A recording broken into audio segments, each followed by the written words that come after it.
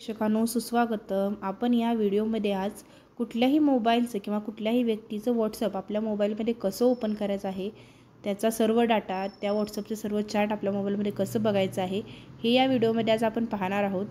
त्यापूर्वी जर तुम्ही या चॅनलवर नवीन असाल तर चॅनलला सबस्क्राईब करा आणि व्हिडिओ आवडला तर व्हिडिओला नक्की लाईक करा. तर हे सर्व करण्यासाठी आपल्याला एका ॲपची गरज लागणार आहे आणि त्या ॲपचं नाव आहे व्हॉट्सवेब. हे ॲप तुम्ही प्ले स्टोअरवरून डाउनलोड करून घ्यायचं आहे. या ॲपचा लोगो तुम्ही नीट बघून घ्या. मी ऑलरेडी हे ॲप डाउनलोड करून घेतलेलं आहे. या ॲपवर क्लिक करायचं आहे.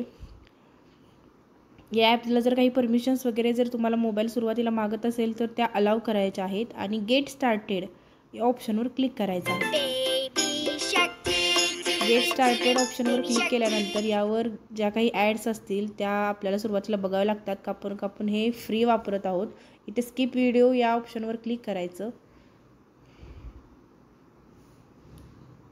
व्हिडिओ स्किप केल्यानंतर अशा प्रकारचा एक इंटरफेस ओपन येत आहे. इथे यामध्ये पेड ऑप्शनसुद्धा येतात प्रेक्षकांनो. तिथे तुम्ही पेड ऑप्शन न घेता कॅन्सल हा ऑप्शन क्लिक करायचा आहे. यामध्ये व्हॉट्सवेब हा ऑप्शन तुम्हाला इथे वर दिसत आहे. या व्हॉट्सवेब या ऑप्शनवर तुम्हाला क्लिक करायचं आहे.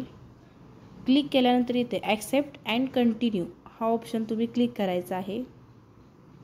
यानंतर अशा प्रकारचा एक इंटरफेस ओपन होईल. या प्रोसेसला थोडा वेळ लागतो. यानंतर इथे एक स्कॅनर ओपन होतो. तो स्कॅनर आपल्याला आपल्या व्हॉट्सअपमधून म्हणजे तुम्हाला जे व्हॉट्सअप या आपल्या मोबाईलमध्ये बघायचं आहे त्या व्हॉट्सअपचा स्कॅनिंगचा ऑप्शन घेऊन तुम्हाला हा बारकोड स्कॅन करायचा आहे. त्यानंतर तुम्हाला जे व्हॉट्सअप त्या मोबाईलमध्ये दिसेल तेच व्हॉट्सअप तुम्हाला ह्या मोबाईलमध्ये कंटिन्यू दिसत राहील. त्यासाठी परत त्या मोबाईलशी तुम्हाला संपर्क ठेवायची गरज नाही. तर एकदा तुम्ही हे केल्यानंतर परत तुम्हाला कंटिन्यू हे ॲप कुठल्याही तक्रारीशिवाय ओपन करता येणार आहे. तर बघा हा ऑप्शन आहे तो ओपन होत आहे.